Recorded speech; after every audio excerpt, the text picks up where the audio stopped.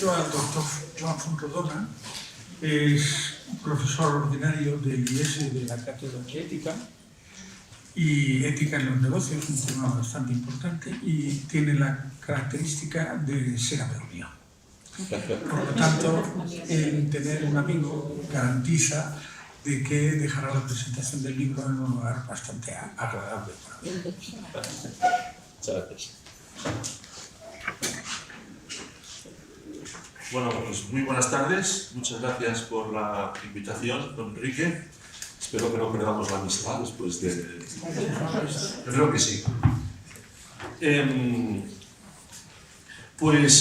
Los que conocemos a don Enrique de hace años, tiempo, sabremos de su capacidad prolífica en el arte de escribir y de la variedad de registros que tiene, desde libros de poesía, libros de carácter más ascético, a libros como este, que son libros de contenido más filosófico, teológico, como el que hoy nos ocupa, ¿no? ¿Quién soy yo? Una pregunta importante y un tema importante también. Por los años que yo conozco a don Enrique, sé que este es uno de sus temas favoritos y uno de los temas que le ha dado vueltas desde hace muchos años, ¿no? Y es una alegría pues, que al final haya traducido estas ideas en este libro que hoy estamos aquí presentando. Decía Kant que había dos temas que siempre le habían admirado. Uno era decía él, ¿no?, el cielo estrellado sobre mí y la libertad dentro de mí. Y esos eran para Kant las dos cuestiones, los dos temas que siempre le habían causado admiración, ¿no? Bueno, son dos temas muy ciertos, ¿verdad? Porque por un lugar, ¿no?, esos dos temas nos ponen en evidencia o de manifiesto, por un lado, la pequeñez del ser humano ante un cielo estrellado, ante la inmensidad del universo, y por otro lado también la inmensidad y la grandeza del ser humano, que tiene dentro de sí esa capacidad de libertad que le hace abarcar, ¿no?, y llegar a acciones y a deseos y aspiraciones inabarcables y eternas, ¿no? Como decía también aquel vasco, ¿no?, decía que las cuatro grandes preguntas metafísicas que se hacen los vascos. ¿Quién soy? ¿De dónde vengo? ¿A dónde voy? ¿Y qué comeré esta noche? Bueno, pues estas grandes preguntas metafísicas. ¿Quién soy? ¿De dónde vengo y a dónde voy? ¿Y por qué es una pregunta importante? Bueno, porque en el fondo, según cómo consideremos y según la visión que tengamos de quién es el hombre, eso nos llevará a actuar después de una forma u otra. O dicho de otra forma, dicho al revés, en los comportamientos y en las conductas de las personas y de las sociedades se refleja, trasluce de alguna forma la imagen del hombre que esas personas o esas sociedades tienen. Detrás de una ética, o antes de una ética, que es la reflexión sobre la conducta humana, necesariamente hay una antropología, que es una reflexión sobre quién es esa persona humana. Porque según cómo consideremos a la persona humana, según qué imagen tengamos de la persona humana, luego la acción, la actuación y la valoración de la acción humana será muy distinta. Y a lo largo de la historia de la filosofía ha habido muchas imágenes de quién es el hombre, de quién es el ser humano. Cuando me refiera en mis palabras de intervención al hombre, debo manifestar que me refiero, quiero aclarar, ¿no?, que me refiero al concepto metafísico o genérico de hombre entendido como ser humano. Por tanto, me refiero ahí a hombres y mujeres para evitar tener que estar poniendo diciendo el hombre y la mujer. me refiero al ser humano y al concepto clásico de hombre, entendido como ser humano. Pues el hombre, ¿no? Las imágenes, a lo largo de la historia de la filosofía, ha habido imágenes muy distintas de lo que es el hombre. Y ha habido posiciones y posturas muy distintas que en el fondo se reflejan en el mundo actual en el que estamos. Esas imágenes siguen estando presentes. Ha habido filosofías, planteamientos filosóficos que han considerado que el hombre es, en el fondo, un animal, las visiones más biologistas, ¿no? Biologicistas, que consideran que el hombre no es más que un animal más desarrollado o más complejo, que en el fondo no habría una diferencia cualitativa, sino simplemente cuantitativa entre el hombre y otros animales y otros seres vivos que pueblan el planeta, ¿no? De forma que colocar al hombre en una posición superior, ¿no? Colocar al hombre en una posición distinta, plantear al hombre, el ser humano, como a un nivel distinto a la de los demás seres vivos, pues sería una postura como muy altiva por parte de los seres humanos. Y que una visión, digamos, antropocéntrica del hombre, del mundo, ¿no? sería un exceso de soberbia por parte del hombre. Sino que más bien tenemos que sentirnos como uno más entre los animales. Como decía una recordada ministra, bueno, no creo que sea muy recordada, no sabemos, ¿no? Hablando de los fetos, ¿no? No sabemos si es un... Sabemos que es un ser vivo, pero no sabemos si es un ser humano, decía. Qué maja. Bueno, pues ahí está. El hombre no es más que un animal complejo, más complicado, ¿no? Y por tanto hay que tratarlo, pues eso, como un animal más. Incluso ha habido filósofos que han planteado de una forma muy rigurosa pues que había prácticamente que tenían más derechos los animales, digamos, adultos superiores, que los niños, no ya los embriones, que los niños. Porque al fin y al cabo un niño es indefenso y no se vale por sí mismo, y un elefante y un león pues merecen un respeto y un derecho, ¿no? Supongo que cuando tienes el león delante, respeto te hace, ¿no? Claro, plantearnos esta postura, ¿no? del hombre como un animal meramente biológico, un aspecto puramente biológico del ser humano, ¿no? Nos lleva pues, a planteamientos que hoy en día vemos, ¿no? Bueno, si el hombre no es más que un animal sofisticado, pues se puede investigar con él, se le pueden hacer todo tipo de experimentos y de trapicherías, porque al fin y al cabo, bueno, pues ya que investigamos con animales, investigamos con ese animal que se llama persona, ¿no? Todas estas posturas, en el fondo, gracias a Dios, son de alguna forma inconsistentes e incoherentes en ellas mismas, y no llegan a una coherencia profunda. Porque claro, hoy por ejemplo, ¿no? A estos días que estamos viendo el drama que pasa en las Filipinas, ¿no? Una postura biologicista, que es también la propia de una teoría de la evolución, por ejemplo. Pues la teoría de la evolución lo que hace es que los seres superiores, ¿no? se vayan seleccionando por ellos mismos, ¿no? Bueno, pues hoy por el drama que estamos viendo en Filipinas, una postura biologista tendría que decir, bueno, pues mira, los que se han muerto es que eran débiles, ¿no? Y los que quedan pues ya sobrevivirán. ¿Por qué tenemos que mandarles ayuda? Si al fin y al cabo, bueno, ya sobrevivirán, ¿no? Gracias a Dios, digo, estas posturas no son 100% coherentes, y en el fondo incluso los partidarios de estas posturas tienen su corazoncito. Y llegan momentos en que son incoherentes, ¿no? Pero si uno tiende a esta postura puramente biologicista, ¿no? Pues siempre digo que los seres humanos al final tendríamos que pedir que nos declarasen especie en extinción. Porque entonces, si fuésemos especie en extinción, tendríamos todo tipo de protección, ¿no? Y se acabarían los abortos, y se acabarían los experimentos, porque seríamos especie en extinción, protegida. Lamentablemente no es así, ¿no? Y somos la única especie que parece que aunque esté en vías de extinción, nadie hace nada. Hay otro modelo, digamos, ¿no? Otro modelo de hombre, de ser humano, es lo que podríamos llamar la posición psicologista o emotivista, de los que piensan que los seres humanos son simplemente pues, un montón de emociones y de sentimientos, y que lo que priva es la autenticidad, ¿no? Y que por tanto una visión excesivamente racional del ser humano en el fondo le quita autenticidad al hombre, ¿no? El ser humano, cuando se expresa verdaderamente como es cuando deja volar sus emociones y sus sentimientos, ¿no? Y entonces se manifiesta como alguien auténtico. Y a veces se olvida, ¿no?, que uno puede ser auténtico, pero no puede ser un auténtico sinvergüenza.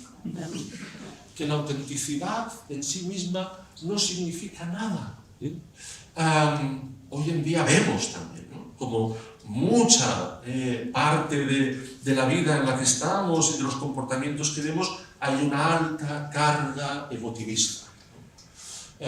Cómo se juega y se manipula con las emociones y con los sentimientos, porque son de naturaleza manipulable. Los sentimientos son altamente aleatorios y cambiantes, ¿no?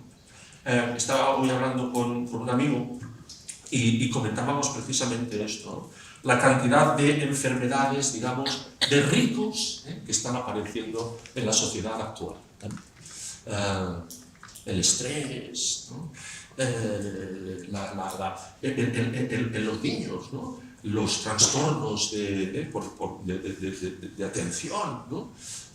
¿Por qué? Bueno, pues que estamos en una sociedad donde vamos muy revolucionados, ¿no?, donde estamos llenos de ruidos, de móviles, de alarmas, donde las emociones se viven continuamente, ¿no? En el prime time de la televisión tiene que haber insultos, escándalos, ¿no?, porque si no aquello no vende, y tiene que ser una cosa, ¿no?, que apele a las emociones más los galanes típicos, ¿no?, Spencer Tracy y Katharine Hepburn, ¿verdad? No, hoy el galán es un tipo que por la noche se convierte en vampiro y que es atacado por otro que se convierte en lobo y se pelean por la chica a medianoche, ¿no? Mientras van volviéndose blancos por la falta de sangre, porque no pueden chupar la sangre de su víctima, tal, ¿no? Me decía este amigo mío, ¿te has fijado en los autobuses estos días? Hay una publicidad sobre una película de un exorcista, me parece ahí una chica medio doblada y tal, que si no la gente ya no reacciona a estímulos normales, ¿no? Tenemos que incrementar los decibelios. Bueno, pues este es el modelo de hombre que estamos construyendo si pensamos que el hombre no es más que un manojo de emociones. Otra visión, don Enrique, me puedo enrollar mucho. Cuando usted me dice 10 minutos y yo corto. Espero que no, porque no estoy muy bien aquí. 5 minutos. 10 minutos. 10 o 15. Bueno, pues la visión funcionalista y materialista del hombre, ¿no?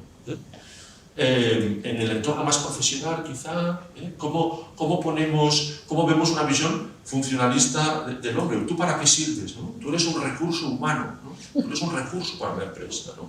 Claro, estamos en una sociedad, eso no solamente es una postura, es la postura de todos los materialistas, del materialismo, digamos, más teórico, marxista, pero también del materialismo práctico, del capitalismo, ¿no? Estamos en una sociedad donde, curiosamente, ¿no?, el capital se mueve más fácilmente que las personas, ¿no? Hemos creado un mundo donde las barreras a las personas son más fuertes que las barreras al capital. El capital, ante la crisis y ante el peligro, huye más fácilmente que las personas. El capital no se ahoga en el mar, en pateras, y el hombre sí.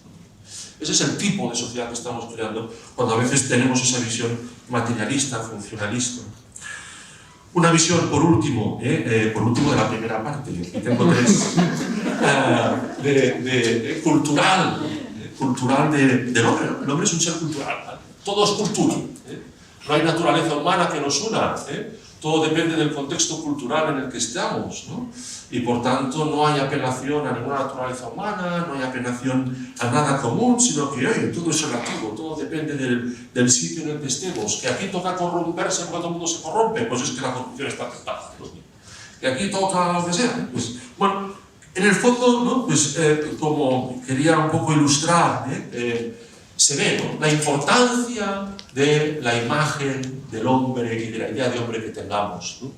Porque según esa imagen construiremos sociedades, construiremos conductas. La propuesta del libro es claramente distinta, ¿no? La propuesta del libro es una visión de la persona, en una frase, yo diría que originalmente de Carlos Cardona, de quien don Enrique es un gran admirador y que don Enrique ha hecho suya y ha glosado y evolucionado, que es esa imagen del hombre como alguien ante Dios y para siempre. ¡Caray! Cuando uno define a la persona como alguien ante Dios y para siempre, cuando yo defino a la gente que está conmigo trabajando como alguien ante Dios y para siempre, yo a esa persona la trato distinta. Cuando yo estoy pensando en construir una sociedad donde vive gente que es alguien ante Dios y para siempre, eso lleva a planteamientos sociales y a construir la sociedad de una forma radicalmente distinta si yo la considero como un manojo de sentimientos y de emociones, o un puro animal biológico, o un ser que es puramente materialista. Por eso es una propuesta muy interesante, ¿no?, para nuestra época, porque nos ayuda a levantar la vista, ¿no?, porque nos ayuda también a ver que todos podemos ser un poco esquizofrénicos, y que es muy fácil caer en la esquizofrenia de decir, bueno, yo en casa seré alguien que veré a mi familia, a mi mujer, a mis hijos como alguien ante Dios y para siempre. Pero cuando esté en el trabajo los veré como un recurso. Cuando toque el momento de la diversión, los veré como los compinches de los compañeros y compañeras de diversión, y cuanto más nos divertamos, mejor. Todos podemos caer en esa esquizofrenia, y tenemos que ser conscientes de esa esquizofrenia, ¿no? Y frente a esta esquizofrenia hay que apelar a una cierta unidad, y yo tengo que tratar a las mismas personas, a las personas, estén donde estén, como alguien ante Dios y para siempre. Segundo punto, y voy a ser mucho más breve. ¿Cómo responder a esta pregunta? ¿O qué material nos ofrece el libro para responder a esta pregunta?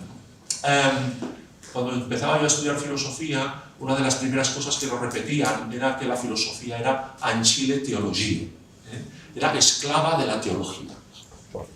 Se quería decir con esto, ¿no?, que la teología, aunque parte de su materia de reflexión es el dato revelado, para esa reflexión se apoya en conceptos de la filosofía.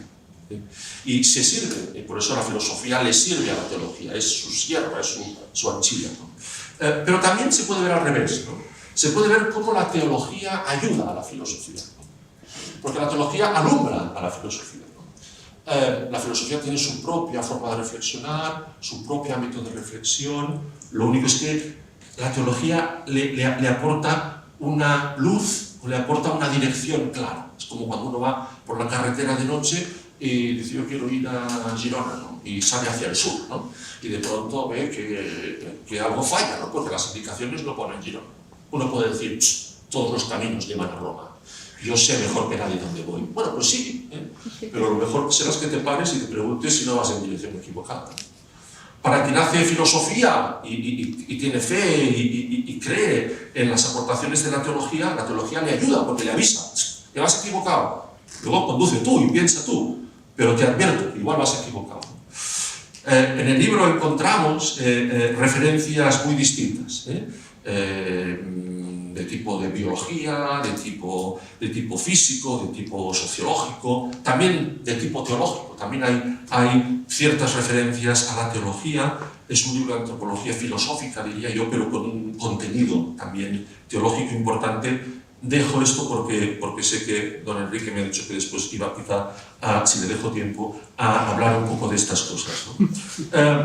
Pero la persona, ¿no?, de nuevo, no es simplemente una visión puramente esencialista de la persona, ¿no?, de la persona, de la definición clásica de la esencia de la persona, que es una sustancia individual de naturaleza racional. Don Enrique aquí nos propone una visión, una definición mucho más existencial de la persona.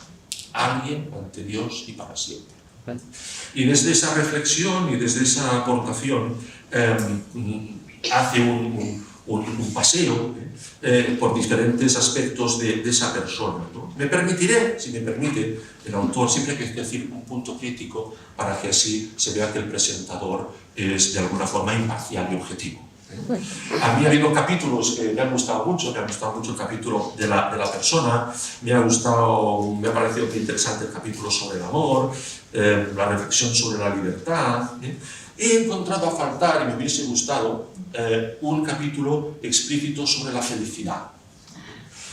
Seguramente está un poco al final, cuando se habla de eternidad, está un poco a raíz, mezclado en todo el libro. Pero bueno, quizá me sido también bonito que don Enrique nos hubiese ayudado a reflexionar sobre la felicidad y también qué apuestas y qué propuestas hay sobre la felicidad en el mundo actual y lo equivocadas que pueden estar algunas de ellas.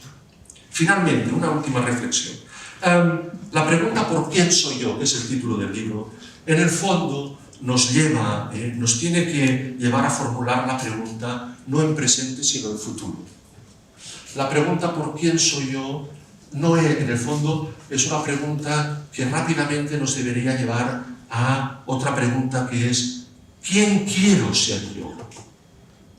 O incluso también en el contexto personalista del libro, otra pregunta que es ¿quién debo ser yo?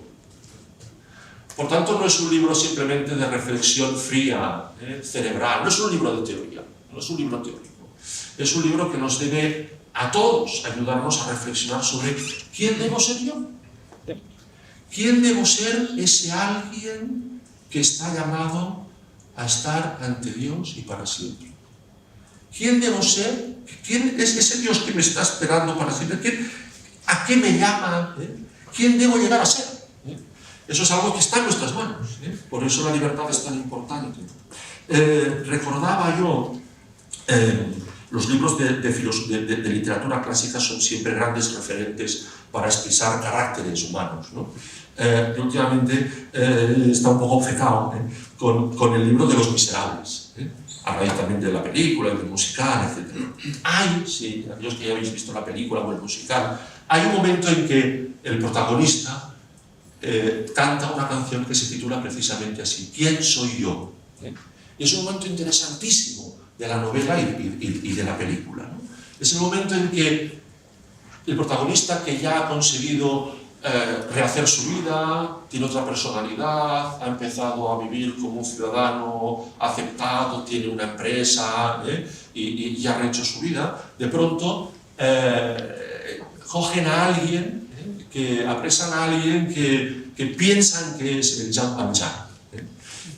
Y están a punto, pues, de nuevo, de llevarlo a la prisión. Y el Jean Valjean auténtico se pregunta, ¿quién soy yo? ¿Qué debo hacer? ¿Debo decir la verdad?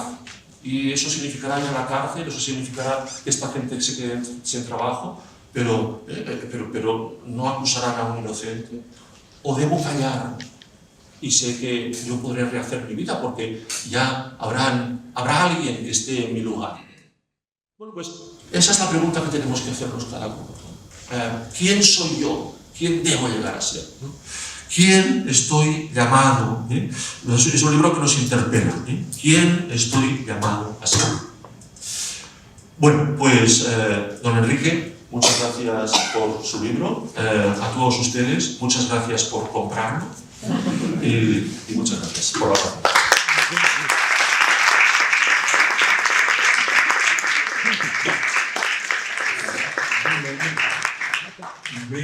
Como veis, Joan Fuenrodona es un apego.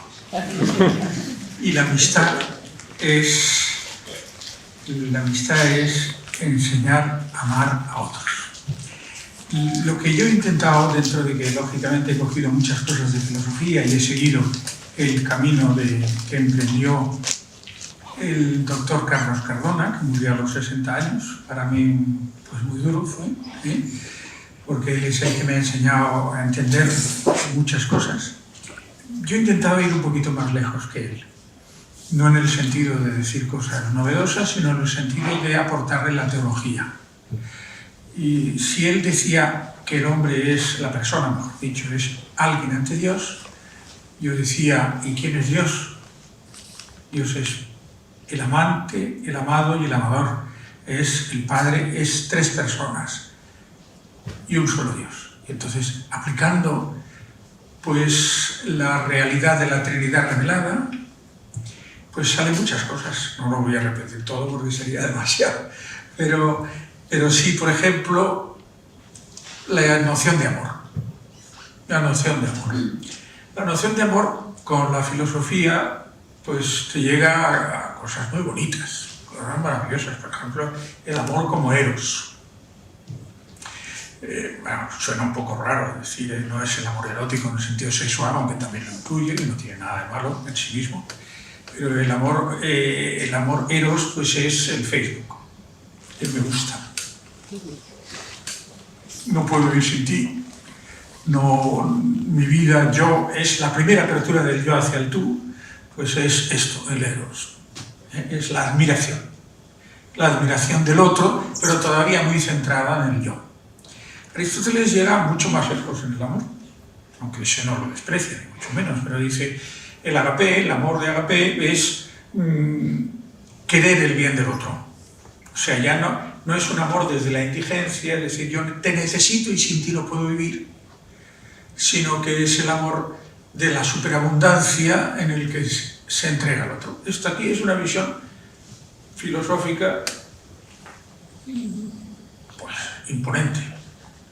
Sin embargo, la teología añade más, y la teología añade pues la koinonía o comunión, añade que en el amor podemos llegar a lo mismo que llegan las tres personas divinas. O sea, las tres personas divinas están tan unidas, tan compenetradas, que son un solo Dios. O sea, están entregándose en una corriente trinitaria de amor y es una unión total, un solo Dios. Entonces llegamos al amor de comunión, que lógicamente las personas que en esta tierra alcancen la comunión, pues quiere decir que es yo en ti y tú en mí. Eso es la máxima felicidad que se puede alcanzar en esta tierra, que es mucha. En el cielo es más, porque ya es yo en Dios y Dios en mí. No, este libro no llega a la gracia, porque sería una segunda parte, pero bueno, eso es. Es decir, que la teología incluso da luces al conocimiento humano para decir yo puedo llegar a la comunión. O incluso, como os decía antes, al amor de amistad perfecto, que es el amigo es aquel que quiero que le enseño a amar a otro porque sé que así él podrá alcanzar la felicidad con sus propios medios. Sería uno. Otra cosa, la noción de persona no aparece, en Oriente no existe.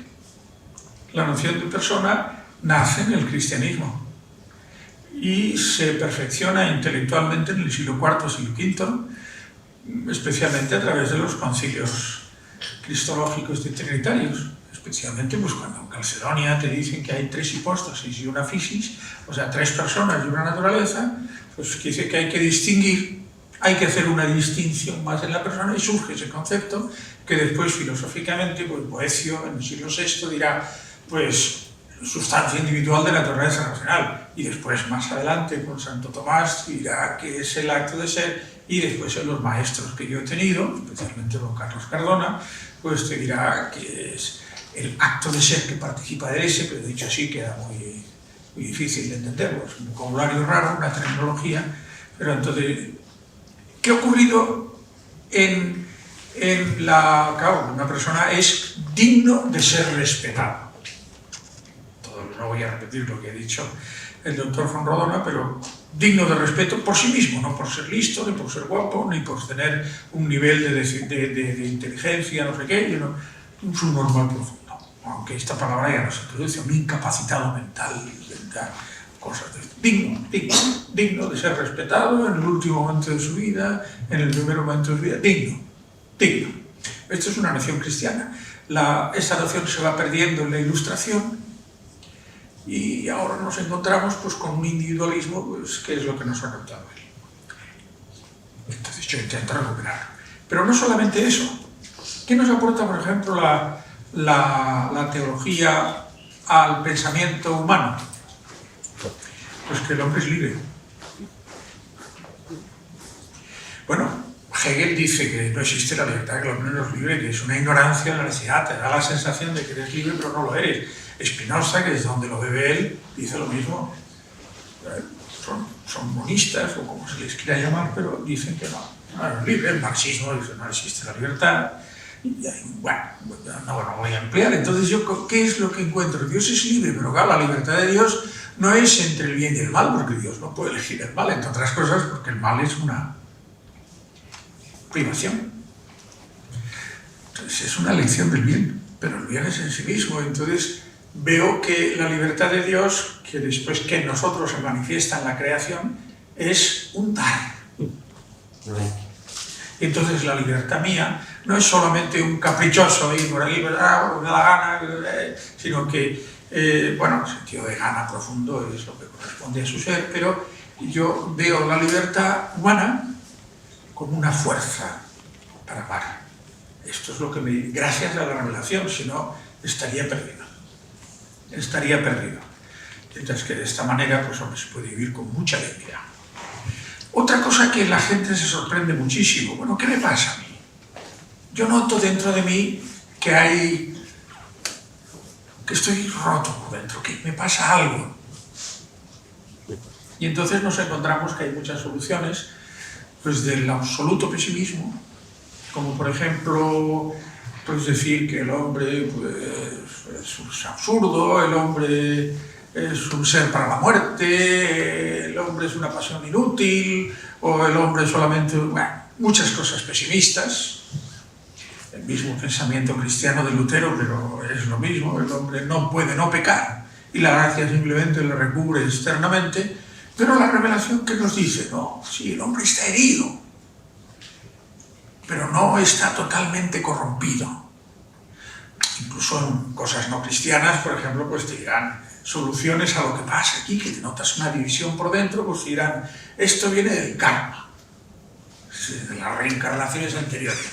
Yo no tengo esto muy estudiado y muy criticado por todos los puntos de vista que he podido, claro. Pero esto está en el ambiente ahora. O te dirán, el cuerpo es malo y hay que separarse de él a través del yoga o de cosas de este estilo. Y entonces, pues, tiene una visión negativa, hay que separarse. O otros aspectos, incluso gran parte de las degeneraciones morales, pues es en el fondo, no se puede ser bueno, es imposible. Bueno, pues la revelación nos dice, el hombre tiene una herida, pero es bueno. No, como decía Rousseau, que el hombre es bueno y la sociedad lo hace malo, que era un sinvergüenza. Yo no os aconsejo, bueno, sí que os aconsejo leer el libro de Paul Johnson, que se llama Intelectuales, que es concretamente de estos señores que han hecho de ilustrados y tal, pues la vida de Marx, la vida de Rousseau, la vida de no sé quién, de los románticos, que eran unos individuos morales de la peor especie, y estos son los que quisieron crear el hombre nuevo. Entonces uno dice, oye, por favor. En cambio la revelación nos dice, existe un pecado de origen que tiene unas consecuencias, y además existe una salvación. Dios salva, Dios cura esa herida. Herida, pero no corrupción total, tampoco bondad total. Pasa algo y lo podemos arreglar. Al mismo tiempo, pues cosas como, por ejemplo, otro tema que aporta la teología, pues te dice sobre el cuerpo. Ya sabéis que una manera de definir el hombre es rostro y manos. Somos los únicos que tenemos unas manos así. El instrumento de los instrumentos, y el hombre, el rostro, es lo que expresa la personalidad más claramente, con toda la casi capacidad que tenemos. Pero el cuerpo es bueno, nos dice la revelación. El cuerpo es bueno, el trabajo es bueno, el trabajo no es un castigo. Y, en fin, pues no alargarme, porque si no os podría contar todo el libro y puedo acabar con vuestra paciencia, y esto sería demasiado. Una cosa así, por ejemplo, yo me he metido mucho en el tema de los sentimientos porque estamos en una sociedad emotiva.